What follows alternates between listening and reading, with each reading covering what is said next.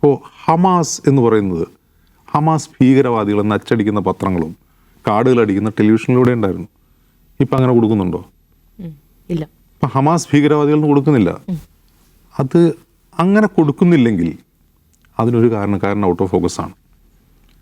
Israel ഫലസ്തീൻ conflict എന്തോ യുദ്ധമാണ്, രണ്ട് രാജ്യങ്ങൾ തമ്മിലുള്ള യുദ്ധമാണ് എന്ന് കരുതിക്കൊണ്ടിരിക്കുന്ന ജേർണലിസ്റ്റുകൾ, സീനിയർ ജേർണലിസ്റ്റുകൾ എനിക്ക് വ്യക്തിപരമായിട്ട് അറിയാം. രണ്ട് രാജ്യങ്ങൾ തമ്മിലുള്ള എന്തോ യുദ്ധമാണ്. ഇന്നങ്ങനെ സീനിയർ ജേർണലിസ്റ്റുകളോട് സാധാരണക്കാർ പോലും അങ്ങനെ ചിന്തിക്കുന്നില്ലെങ്കിൽ അതിൽ ഔട്ട് ഓഫ് ഫോക്കസിന് വലിയ മാത്രമല്ല ഗസയെക്കുറിച്ച് ഏറ്റവും കൂടുതൽ സംസാരിച്ചുള്ളത് ഔട്ട് ഓഫ് ഫോക്കസ് ആണ്. ഇനി എൻ്റെ ഒരു സുഹൃത്ത്, ആ സുഹൃത്ത് എന്ന് പറഞ്ഞാൽ അങ്ങനെ പ്രത്യക്ഷത്തിൽ പൊളിറ്റിക്സ് ഒന്നും ഇല്ലാത്ത ഒരു അഡ്മിനിസ്ട്രേഷൻ ലെവലിൽ ജോലി ചെയ്യുന്ന ഒരാളാണ്. എനിക്കൊരു നീണ്ട കുറിപ്പ് ഔട്ട് ഓഫ് ഫോക്കസ് കണ്ടു തുടങ്ങി കുറേ വർഷങ്ങൾക്ക് ശേഷമാണ് നീണ്ടൊരു കുറിപ്പ് എഴുതി. അതിൽ പ്രധാനമായിട്ടും പോയിന്റ് ഔട്ട് ചെയ്തൊരു വിമർശനം, നിങ്ങൾ ഏറ്റവും കൂടുതൽ സംസാരിക്കുന്നത് ജാതിയെയും മതത്തെയും കുറിച്ചാണ്.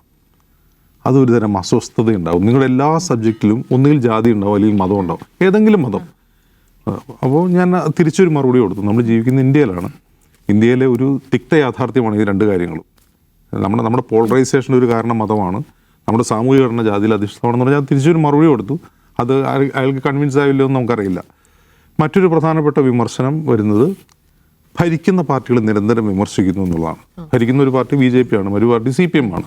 അവർ വിമർശിക്കാതെ എങ്ങനെയാണ് മുന്നോട്ട് പോകുക? അപ്പോൾ നിങ്ങൾ പ്രതിപക്ഷത്തെ കുറേ കൂടി സോഫ്റ്റ്വെയർ ഇതിലാണ്, അതായത് UDFന്, കേന്ദ്രത്തിലാണ് ഈ കോൺഗ്രസ്സിന് ഒക്കെ നിങ്ങൾ വളരെ സോഫ്റ്റായിട്ടാണ് പെരുമാറുന്നത്. മാധ്യമങ്ങൾ എന്ന് പറഞ്ഞാൽ തന്നെ പ്രതിപക്ഷത്ത് നിൽക്കുകയാണ്. നമ്മൾ പ്രതിപക്ഷത്തെ വിമർശിക്കാൻ നമ്മളെ ഗോദി മീഡിയ എന്ന് വിളിച്ചാൽ പോലെ. ഗോദി മീഡിയകളുടെ ഏറ്റവും വലിയ പ്രശ്നം എന്താണ്? അത് അവർ പ്രതിപക്ഷത്തെ ആക്രമിക്കുക, പ്രതിപക്ഷത്തെ അക്കൗണ്ടബിൾ ആക്കുക, പ്രതിപക്ഷത്തെ ഓഡിറ്റ് ചെയ്യുക എന്നുള്ളതാണ്. അതുകൊണ്ടാണ് അവർ ഗോദി മീഡിയ എന്ന് വിളിക്കുന്നത്. അങ്ങനെ ചെയ്യുകയാണെങ്കിൽ നമ്മളും അങ്ങനെയാവില്ലേ? നമ്മൾ ആദ്യം അക്കൗണ്ടബിൾ ആക്കുന്നത് ഭരണകൂടത്തെയാണ്, ഭരിക്കുന്ന പാർട്ടിയാണ്, അധികാരമുള്ളവരെയാണ്.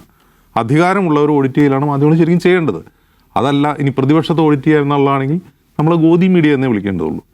മൂന്നാമത്തെ ഒരു വിമർശനമായിട്ട് വരുന്നൊരു കാര്യം, നിരന്തരം ആവർത്തിച്ച് ഒരേ കാര്യം തന്നെ പറയുന്നു എന്നുള്ളതാണ്.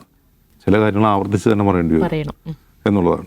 എന്തായാലും ഈ 5 വർഷം ഔട്ട് ഓഫ് ഫോക്കസിനുള്ള യാത്രയിൽ ഞാൻ വിചാരിക്കുന്നത് ഔട്ട് ഓഫ് ഫോക്കസ് സമൂഹത്തിന് നൽകിയതിനേക്കാൾ കൂടുതൽ സമൂഹം ഔട്ട് ഓഫ് ഫോക്കസ് നൽകിയിട്ടുണ്ട്. നമ്മളെ കറക്റ്റ് ചെയ്തിട്ടുണ്ട്, നമ്മുടെ നറേറ്റീവുകളെ കൃത്യമാക്കിയിട്ടുണ്ട്, മറ്റൊന്ന് നമ്മളെ കൂടുതൽ ഉത്തരവാദിത്വബോധമുള്ളവരാക്കിയിട്ടുണ്ട് എന്നുള്ളതാണ്.